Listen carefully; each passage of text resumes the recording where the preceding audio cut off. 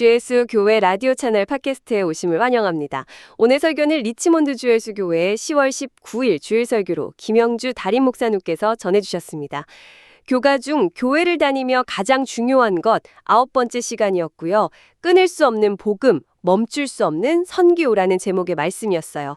오늘 저희가 이 말씀을 좀 더 깊이 들여다보려고 하는데요. 신앙 여정에서 오는 그 영적 무기력감 있잖아요. 네, 그거 어떻게 극복할 수 있을지 그 통찰을 좀 나눠보겠습니다. 이 설교 말씀에서 제시된 핵심 아이디어들, 특히 기능적 무신론자라는 표현이 나오는데 이걸 중심으로 좀 풀어가 보죠. 신앙은 있는데 삶은 뭐랄까 하나님 없이 사는 것처럼 보이는 상태. 이걸 어떻게 이해하고 또 여기서 벗어나서 어떻게 다시 활력을 얻을 수 있을까? 그게 오늘 저희 이야기의 목표입니다. 네, 기능적 무신론자, functional atheist. 이 표현이 참 생각을 많이 하게 만들어요. 머리로는 믿는데 실제 결정은 기도보다 계산을 앞세우고, 그쵸? 세상 기준을 따르는 모습. 어쩌면 우리 모두 조금씩은 가지고 있는 모습 아닐까 싶기도 하고요. 이 자료에선 이게 영적 무기력의 원인 중 하나라고 지적하죠. 네, 맞습니다. 이게 그냥 개인의 게으름? 이런 차원을 넘어서요. 신앙 공동체 안에서도 보일 수 있는 현상으로 접근하고 있어요. 그리고 여기서 벗어나는 길로 세 가지 처방을 딱 제시하는데요. 바로 막을 수 없는 복음, 끊을 수 없는 사랑, 그리고 멈출 수 없는 선교, 이 세 가지입니다. 첫 번째, 막을 수 없는 복음은요, 단순히 복음 내용을 아는 것, 그 지식적인 동의를 넘어서 그 복음의 능력을 삶에서 직접 체험하는 걸 강조합니다. 아, 체험이요? 네, 사도 바울이 감옥에 있거나 복음 전하다가 방해를 받아도 결국 복음은 전파되는 걸 봤잖아요. 그런 실제적인 경험을 말하는 거죠. 그 체험이라는 게 좀 더 구체적으로 설명해 주실 수 있을까요? 이게 혹시 그냥 감정적인 뜨거움만 말하는 건가 싶기도 해서요. 아, 좋은 질문이신데요. 여기서 말하는 체험은 감정 그 이상이에요. 로마서 8장 33, 34절 말씀을 근거로 설명하는데 그리스도가 우리 죄 때문에 죽으시고 다시 사셨다는 거. 그게 그냥 옛날 이야기가 아니라 바로 지금 내 삶에 여전히 유효한 능력이라는 걸 선포하고 믿음으로 붙드는 거죠. 아하. 네, 그러니까 뭐랄까, 사탄이 정죄하려 들 때나 삶이 너무 힘들 때 아니야, 그리스도가 날 의롭다 하셨어. 이렇게 복음의 진리를 선포하는 거예요. 그냥 수동적으로 믿는 게 아니라 복음의 능력을 능동적으로 사용하는 거죠. 네네. 복음을 현재의 능력으로 사용하는 거군요. 그 힘을 경험하는 게 첫 번째 처방이고, 그럼 두 번째, 끊을 수 없는 사랑은 어떻게 연결되죠? 네, 그 복음의 능력을 체험하다 보면 자연스럽게 하나님의 사랑에 대한 깊은 확신으로 가게 되는데요. 로마서 8장 35절 그리고 38, 39절 말씀처럼요. 그 어떤 것도 죽음이든 생명이든 천사든 권세자든 현재일이든 장래일이든 어떤 피조물이라도 우리를 그리스도 예수 안에 있는 그 하나님의 사랑에서 끊을 수 없다는 확신, 이걸 강조해요. 확신이군요. 감정이 아니라. 그렇죠. 중요한 건 이게 내 감정이나 상황 따라 왔다 갔다 하는 게 아니라는 거예요. 변하지 않는 진리에 딱 뿌리 내린 확신이죠. 그 하나님의 사랑, 특징도 세 가지로 설명하던데요. 한없는 사랑, 능하신 사랑, 그리고 작은 것부터 시작되는 사랑. 전 특히 이 마지막 부분이 되게 인상 깊었어요.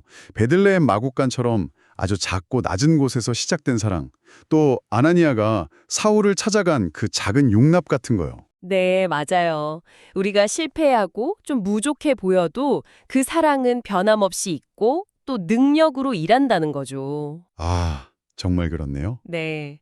바로 그 끊을 수 없는 사랑에 대한 확신이 이제 세 번째 핵심, 멈출 수 없는 선교로 이어져야 한다고 말해요. 심장이 뛰고 우리가 숨 쉬어야 살잖아요. 복음이랑 사랑도 마찬가지라는 거예요.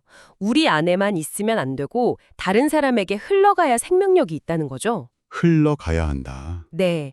그래서 믿음의 희생과 헌신, 그러니까 선교적인 삶의 태도가 강조되는데 이게 역설적으로 들릴 수 있지만 오히려 정체된 신앙에 다시 열정과 에너지를 준다는 거예요.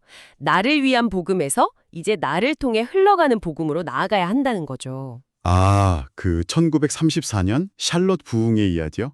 그거 정말 강력한 예시였어요. 이름도 안 알려진 안내위원 한 분이 자리가 없어서 그냥 가려던 14살 소년 둘을 맨 앞자리로 데려갔는데 그중 한 명이 빌리 그레이엄 목사님이었다니. 와, 정말 작은 섬김 하나가 역사를 바꿀 수도 있구나 싶더라고요. 맞아요. 그 이야기가 딱 보여주죠.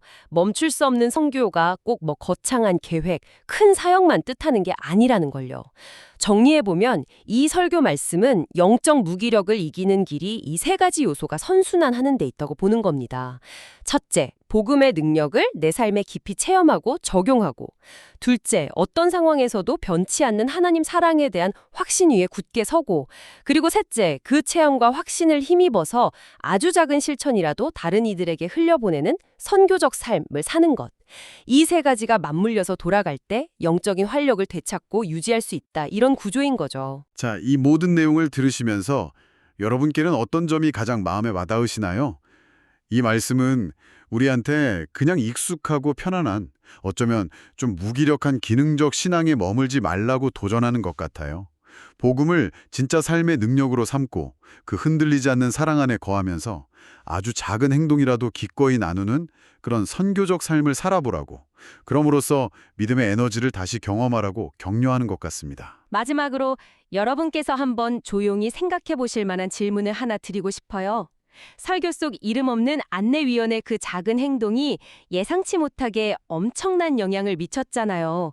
혹시 여러분의 일상 속에서 정말 사소해 보이는 어떤 친절이나 섬김, 혹은 용기 있는 작은 행동 하나가 여러분 자신과 주변 사람들에게, 또 어쩌면 우리가 상상하지도 못할 더 넓은 세상에 어떤 긍정적인 변화의 씨앗이 될 수 있을지 한번 생각해 보시는 건 어떨까요? 네, 그런 기대를 품고 살아가는 것이 중요할 것 같습니다.